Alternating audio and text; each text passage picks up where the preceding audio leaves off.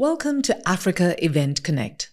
I'm your host, Projeni Pather, and today we're joined by Thembi Kunene-Msimang, Chief Operating Officer of Tourvest MICE. With a wealth of experience in meetings, incentives, conferences, and events, Thembi has been at the forefront of shaping transformative travel and events. In today's episode, we'll dive into some critical themes shaping the industry, including client culture and values, the shifting landscape of incentive travel, the impact of global events on destination choices, and the growing role of technology and AI. We'll also explore why Africa is sparking increased interest on the world stage and how authenticity and sustainability are influencing travel experiences. So Thembi, thank you so much for joining us today. A warm welcome. I know you have great insights, been with the industry for such a long time, and we're all so passionate about what we do, so we're going to do what you do best today. So let's talk about incentive travel trends. Now, what is the state of that currently? Sure, that's a very broad question, but good afternoon. Thank you very much for the invite. It's really a pleasure. Appreciate being here. Yeah. Wonderful outfit you've got. You. The state of incentive travel. What I can tell you is that I'm only talking from the Tourvest MICE perspective. I'm not talking for the industry. Yes. So any stats or any information I throw out there is from my viewpoint. And yes, and that's what we want. We want to see and hear the Tourvest perspective. As Tourvest, we have grown too furiously. If you want to know the truth, I mean, since COVID, we're just growing. In fact, in some instances, we are not bidding or turning opportunities away because we need to keep up with our own growth and our own skill set. Right. Because the worst thing you want to do is chase the growth at the expense of the service that you're offering to the client. So business has been exceptionally good. So we are not complaining there. Wonderful. What this means is that more and more clients are obviously embarking on not just incentives. Remember, for me, I manage the whole value chain. Right. So Tourvest MICE for meetings, incentives, conferences, and events, and that also includes associations. So talking across the board. So from all four areas, the business has been exceptionally good. So COVID for us is a distant memory. Which is a very good problem to have. That's a wonderful problem to have. Very good problem to have. So, companies are focusing on establishing, enhancing, reinforcing their culture as an organization, their values as an organization, as teams, strengthening their teams, because I think business has been overall good in South Africa.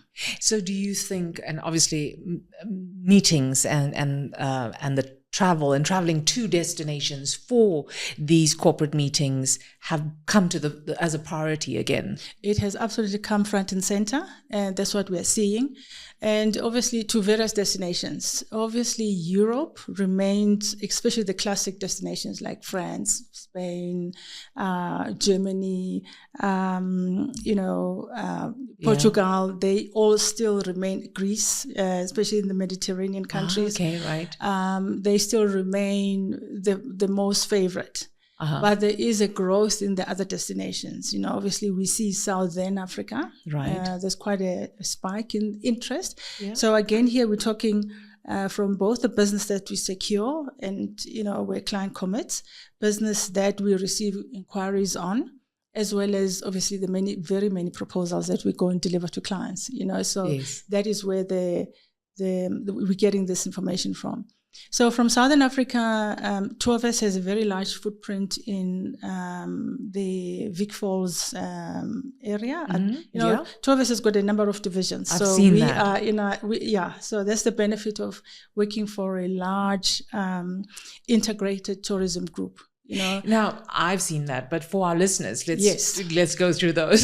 So Tourvest, the Tourvest Integrated Tourism Group, which you can find on the website, but we have a retail division, for example. It's a huge division employing a few thousand people.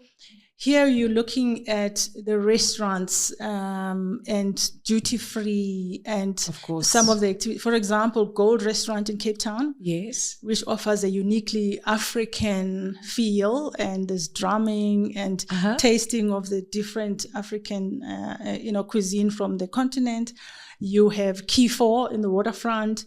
We've got Mitchams and Ferrymans, the pubs, the most popular pubs in the waterfront, so that's the division that manages all of that, together with our arts and crafts shops, like the Indaba in the different supermarket, shopping malls, all the airports, the craft that you see in the airports, not just South Africa, also on the continent and some internationally.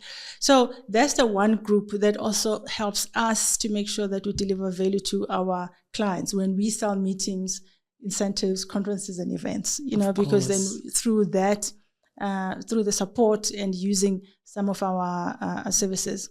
And then TravelX for all the Forex is part of the Tourvest group as well. So when it comes to the arrangement of all the Forex that our groups need and collecting their SNTs in cash at the airport, we facilitate all of that so much more easier and quicker and so it sounds like an end-to-end. It's an end-to-end service offering, right? Yeah. And then we've got Tourvest Destination Management, which is more inbound leisure. They target leisure groups to come into South Africa. And then we have Tourvest Accommodation and Activities. The AHA group of hotels belongs to Tourvest, Harbour Bridge in Cape Town. Yes. We've got Lisedi and a whole lot of other lodges, etc. And of course, activities. There you have quite a lot of activities, bungee jumping, the gorge swings, the river raftings, all of these. For the adrenaline junkies. That's the whole offering for Tourvest. But then you have to invite our group CEO to come and talk about Tourvest. So absolutely, I think that's another interview in this whole space. Yes, how do you fit in? I fall within a division called Tourvest Travel Services, which is a corporate travel division. My CEO, my boss, is a very clever guy, very astute business person. Called Monet Dupria. So, and within and under him, we as executives, we each run our own businesses. It's quite a decentralized environment. You are fully empowered to either hang yourself or return a profit. So luckily, we're all quite profitable and we're doing very well. So within the corporate travel space, there's myself looking at MICE, and then there's my colleague looking at the public sector, the private sector, and then we've got somebody looking at global. So again, I've been between all of us, we've got just over 2,000 clients that we have to look at and service. So from a Tourvest MICE perspective, which is a brand that I manage, the opportunities have been exceptional. Growth has been amazing. Yeah, so we're very excited about that. So what do you think is the result of this this demand that's been created for Tourvest and for all these clients wanting all their meetings to come back into action and all of the demand for travel in this industry? Look, I think the demand for travel, as you know, having survived COVID, travel was suppressed for a long time and we couldn't travel. So what has happened post-COVID is this sudden explosion in terms of just the demand, pent up travel, the demand, that's basically what we're seeing. And clients wanting to make up for the years that they couldn't travel and the various events and functions that they couldn't have. So I think that's what accelerated the demand, moving from zero to where we are right now. Yeah. And I think it's going to sort of not level off, but it will be a steady increase going forward, but the increase will be because of the number of clients, not that clients are having more and more events. No, it will be the increase in the number of clients that we service. That's amazing. Do you also see a change in the culture of clients, in terms of their values, in terms of the kind of experiences that they're looking for now when it comes to travel? How's it changed pre-COVID to where we are now? Well, in some clients, not much of a change. Look, clients have always rewarded their best performers or incentivized their best performers or their best salespeople. So incentive travel has always been there. And some companies or some employees within companies are now actually also expecting it as part of their pay. So you will find that when somebody is being employed, they will find out, are there any incentive trips during the year or whatever? Of course. And people sometimes take a package because of the structured pay, which includes an incentive trip. But what we are finding is that clients are looking more and more for meaningful and more sustainable and sustainability focused travel and engagement with not just the communities that they go to, but also the businesses that they support.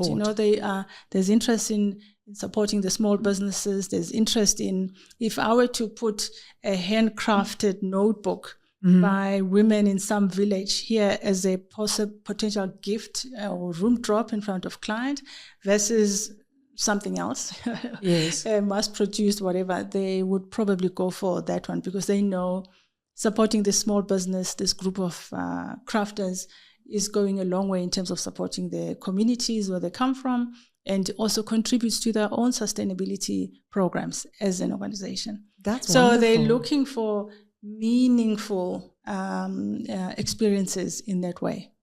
And do you think, there's this whole focus now, like we're saying, we've been locked up for so long, and there's a whole focus now on mental wellness. Yes. Right? Yes. Do you think that's influencing some of these experiences that they're seeking now in terms of authentic, sustainable, etc.? 100%. And that translates in our space gone are the days where you put together an incentive program, which is all about me, I've done well, and therefore I need to be incentivized, back-to-back parties, packed programs. No. Yes, there should be some unique dining experiences. Go visit unique winelands or, places that really leave an impact in terms of being memorable. But also clients are looking for some spare time during the incentive. So give me, as an employee, I want some time to just go and explore on my own, as opposed to that packed back to back, get everything down, and don't give people even a break. So personal time is also very much, and yes, of course, hotels with spa facilities are also, being considered more favorably. Not that the companies pay for it, but at least if they're there, you can then decide to go down to the spa if you wish to. Yeah. And do you think that we have enough resources to supply this demand for those kind of experiences and services? Do we have enough hotels and suppliers to give these companies what they want? Because then it's about selecting the right venue, right? That has these facilities, and how many of those are you thinking of South Africa? Yeah, okay, let's start with South Africa, and then we'll move to Africa. I love this question because FYI, for your viewers or your listeners, I used to be the CEO of the Tourism Grading Council. And I ran that department within South African tourism, right? Just before the World Cup. And there was, I don't Wonderful know if you remember, timing. exactly. I don't know if you remember, but every second day there was always a headline: New Zealand or Australia is ready to offer accommodation for FIFA World Cup. And every time I would issue a statement to say, dear media people, there's enough accommodation in South Africa at all star levels. Right. Is there sufficient accommodation in South Africa? I think South Africa holds its own exceptionally well internationally. We have some wonderful, wonderful properties with wonderful facilities and warm service, our people. Absolutely. Service with a smile. One thing people walk away with is the warmth of South 100%. Africa. The warmth of South Africa, the service of South Africa. We do not have a shortage of exceptional accommodation at whatever star level that you want. Do you feel that the accommodation that we have has evolved from 2010 to now, that they have reinvented themselves as well? Are they Do you see that happening? Are you saying before COVID or just since 2010? So since 2010, for example, right? You said we had this influx of, and we had new accommodation coming on board, lots of that. And obviously we went through a little bit of a dip, but it's been 14 years now, 14 right? years, more than 14 years. You know, and accommodation goes through the mill. It's maintenance, and then the traveler has different needs as well, like we're saying 100%. Now. And so are these places, these hotels and venues with accommodation, are they thinking about that? Are they reinventing themselves? 100%. I think at least in South Africa there's sufficient, or at least the accommodation establishment owners, and here I'm looking largely at the groups that usually lead the trends here in South Africa. In fact, anywhere in the world, the big accommodation groups and owners would then lead the discussions and the trends. But what is happening is that there is more and more demand from the client, and therefore driving the behavior of the accommodation owners. Perfect. So here we're looking at least the request and the non-negotiables are increasingly for sustainability, for sustainable programs within the accommodation establishment.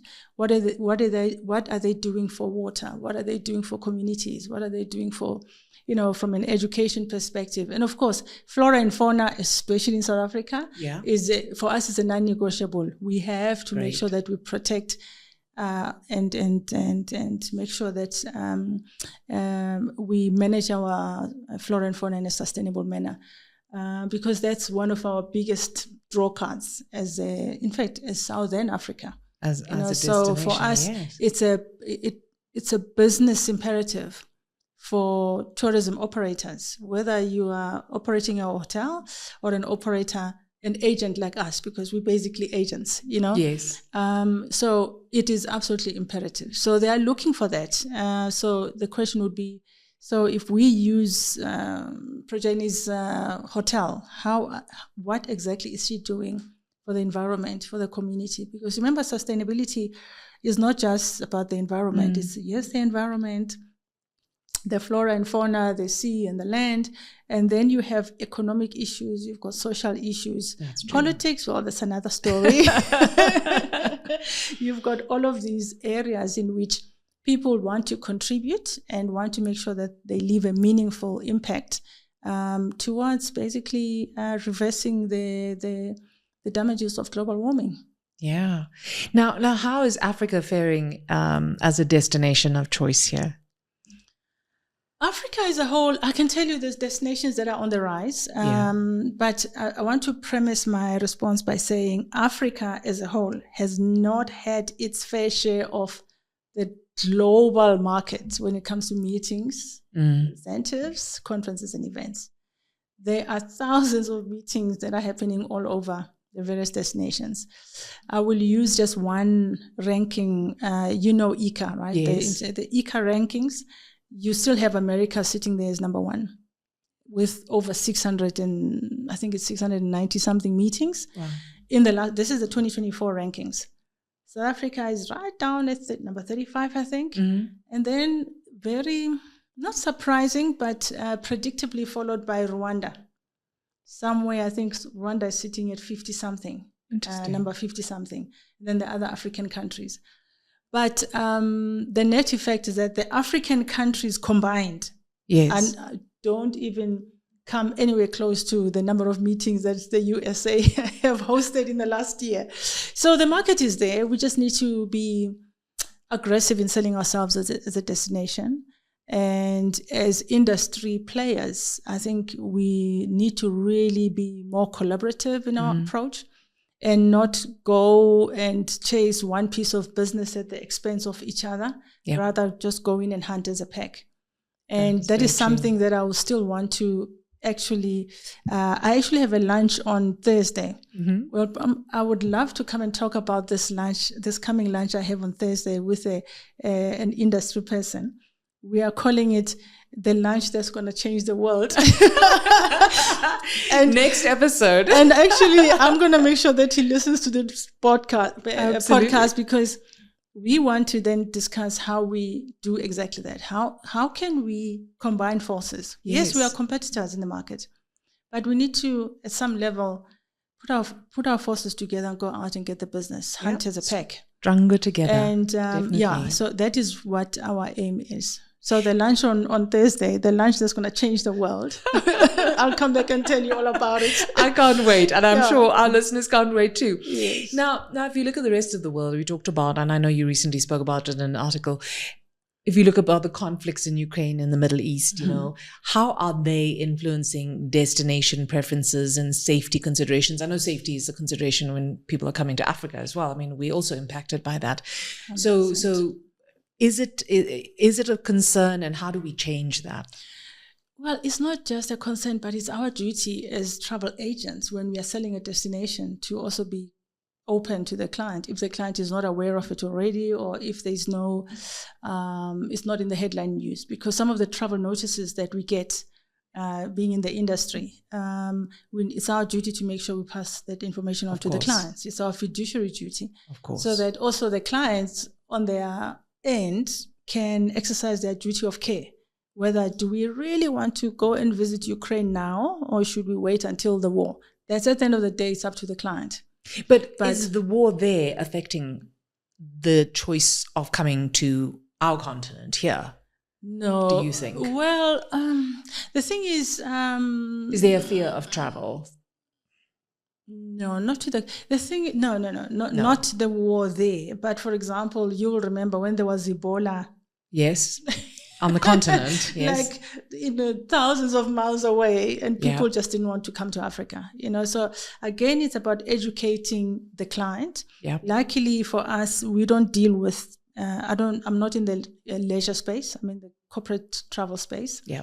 Where we deal with decision makers who can decide whether do we take this group of 200 people to South Africa or not. So it's people who have decision over a number of souls, and where you take them, that is quite a responsibility, and especially from a corporate perspective, because the corporate has to then take responsibility if anything happens. Of course. But we don't, if the client is looking for a destination that is right on the border, I mean, look what's happening now in Mozambique, unfortunately, so nobody plans for it. And, but clients would not just wake up and say, actually, I want to go to a war-torn zone. Or where there's strife, etc., etc. But isn't that interesting that as African countries, we are always affected to a greiter extent for smaller things, smaller events. Yeah. Whereas, for example, do you ever find when there's gun violence in America, does that deter people from going there? No, again, you see, because they have such seasoned tourism infrastructure and their pipeline. And again, it's back to why we're having this lunch on Thursday, to strategize on how we can go out there and hunt as a pack.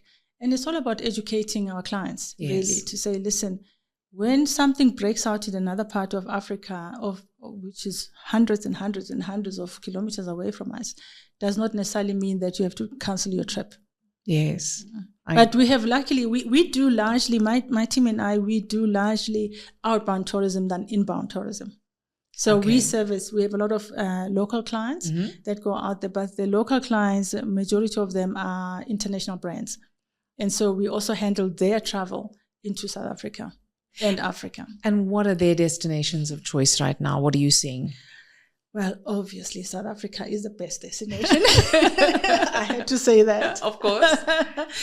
And we battle, though, to convince our international clients to go to,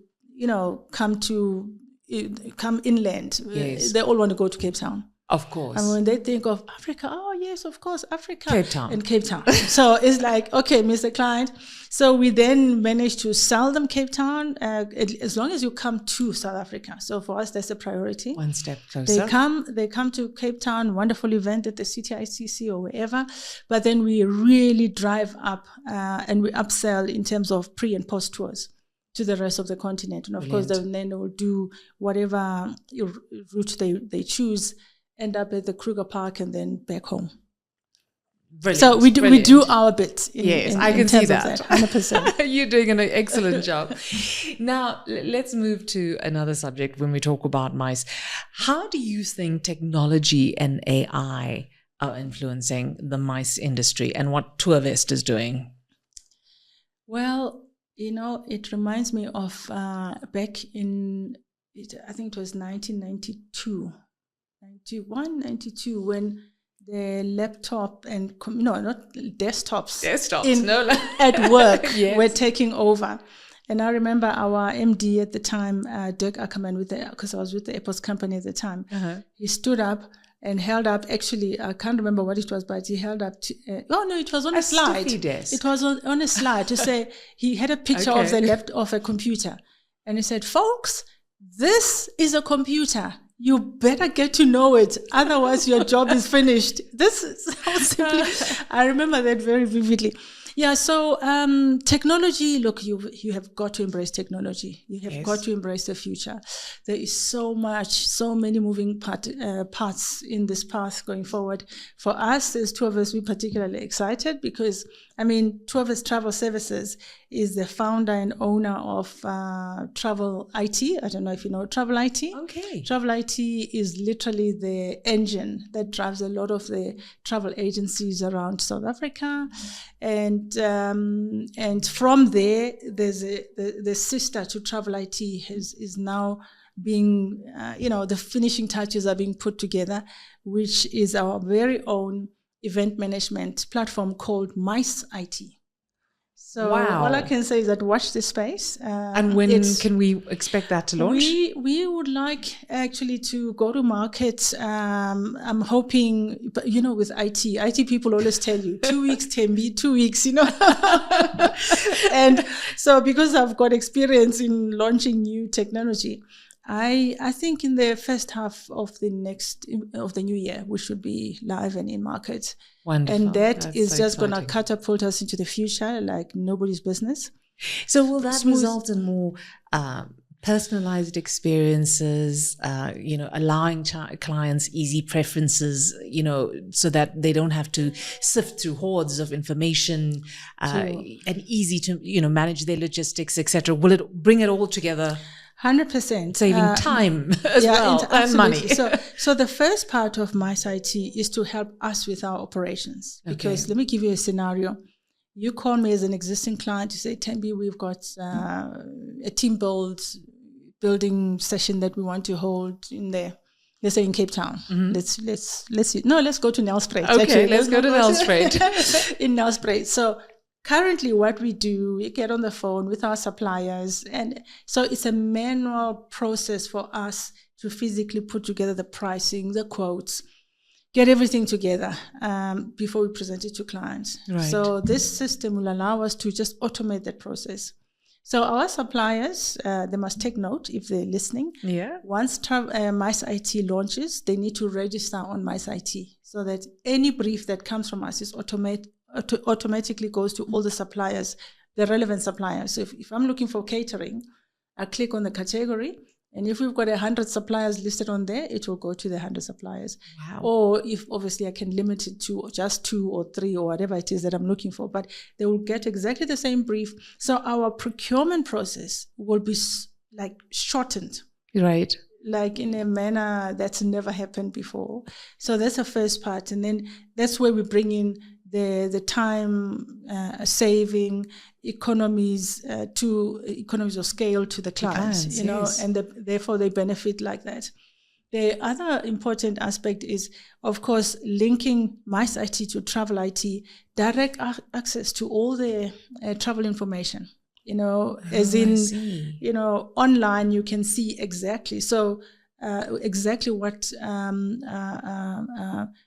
if you've put in your route in the system and you have 120 people or 200 people, at a click of a few buttons, you've chosen the route, you've chosen the airline, you've negotiated with the airline, you're literally securing the seats, booking the tickets, invoicing, and of course, ultimately the reporting part of it, which is very important.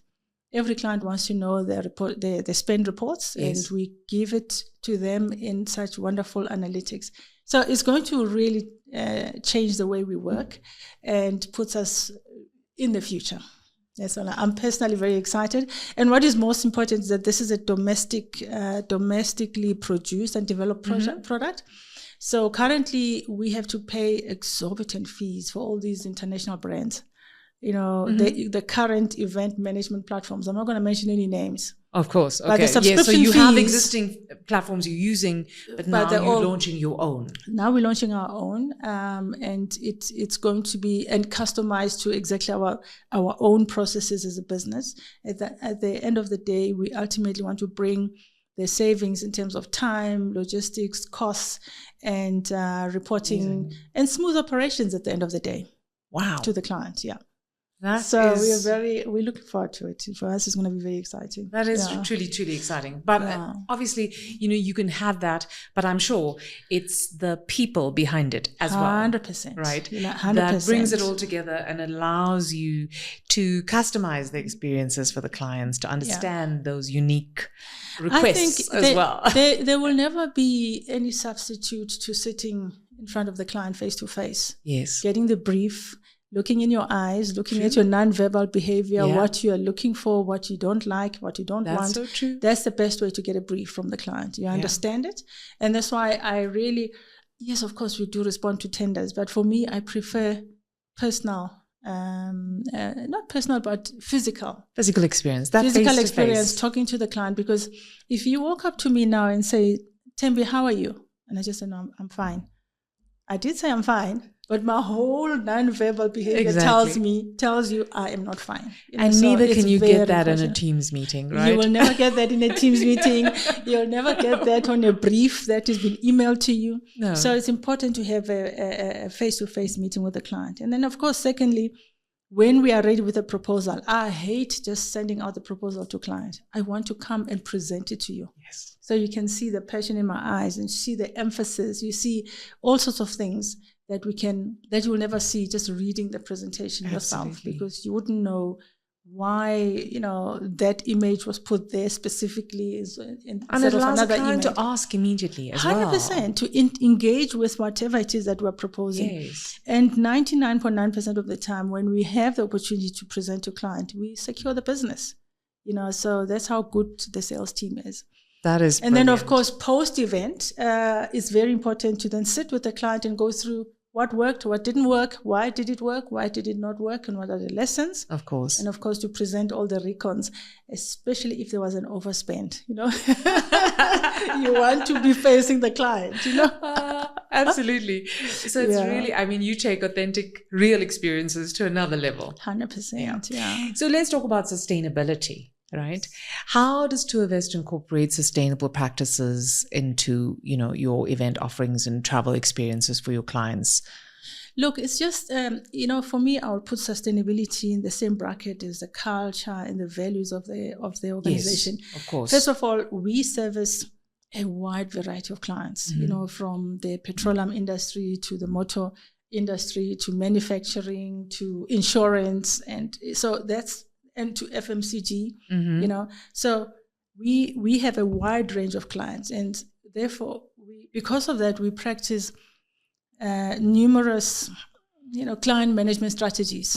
We deploy a lot of client management strategies, key of which is what I've just told you now, to sit in front of the client, understand what drives the most priority to them.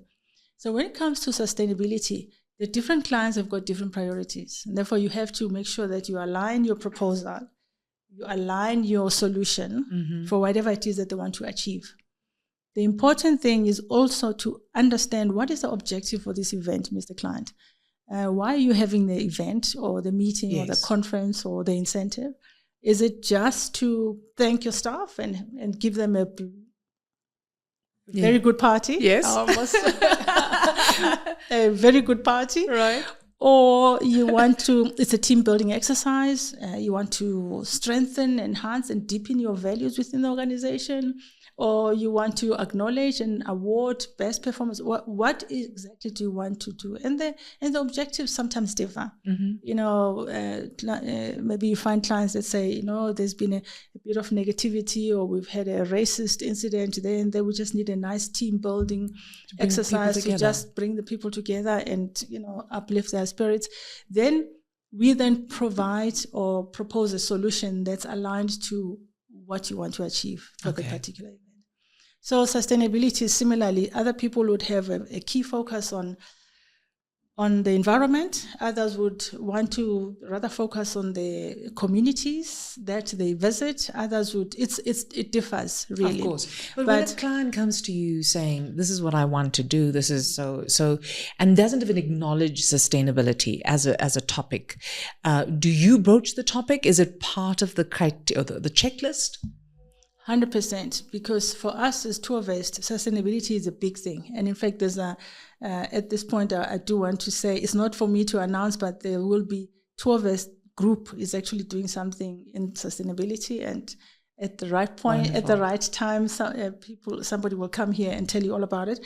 But it is important for us also to measure the impact that we're having. And of course, what better way to measure it when we're passing it on to clients, or enlightening the client, or telling the client, if this is what you want to do, actually this is how you can do it, and we'll give you the kind of reporting, which thankfully with our technology, automated reporting in terms of your CO2 footprint, etc., etc.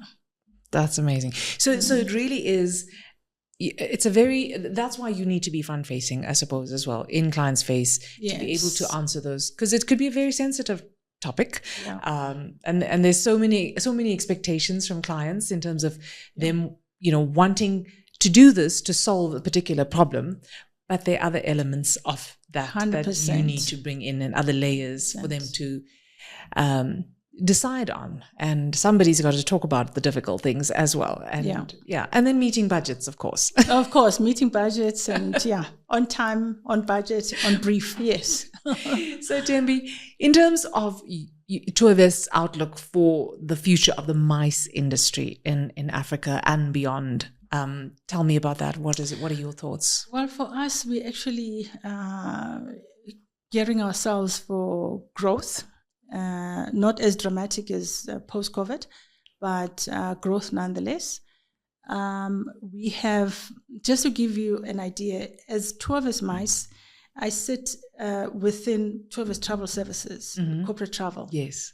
We are not even servicing half of the clients that have a corporate travel account with us, and they do their event somewhere, you know, or with someone else. Yes. So our sales strategy in the, you know, immediate to medium term is to make sure that we convert all of the current corporate travel clients, right, to, you know, show them the value of using the Tourvest MICE division for all their needs, MICE requirements. All in one place. That's just to give you an indication of our immediate growth, where it's going to come from. Okay. And then, of course, on the outer years, then we're looking then to expand the number of clients. Well, I think you've got so much when you're going on. There is so much. It's so exciting. I always tell my boss that, you know, I want to achieve this and this and this before I retire, you know, so which is, Well, you're too far away from that. Now, what about, let's look at some of the key challenges and opportunities for Tourvest and the industry as a whole. What do you think are those for us to focus on? Yeah, for us, the immediate challenge, and again, because of the growth we are facing, is really to find people that are skilled to the level that we want, so that they can just come in and hit the ground running. Yes. Yep. And that, I think everybody has the same experience, and we can come to a situation where, you know, again, at the same time, wanting to compensate people in a manner that they feel really valued and part of the team.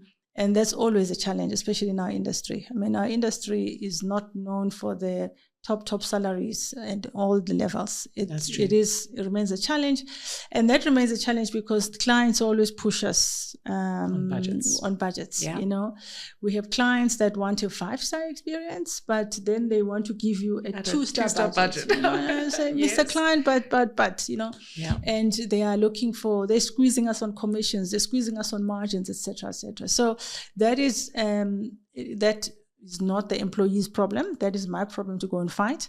The employees want to join an organization where they know there's going to be growth, where they know that there's a culture fit, and that they can be recognized appropriately. So we have to do that balance. And I think it's a challenge that a lot of people are facing. Yeah. So that's for Tourvest MICE. That's the challenge. And the opportunities, plenty of opportunities. Yeah. We just need to get clients to just open up a little bit, just open up, Mr. Open up, Mr. Client, Yes. and let us dazzle you with the service, quality of service, the quality of experience that we can bring to bear.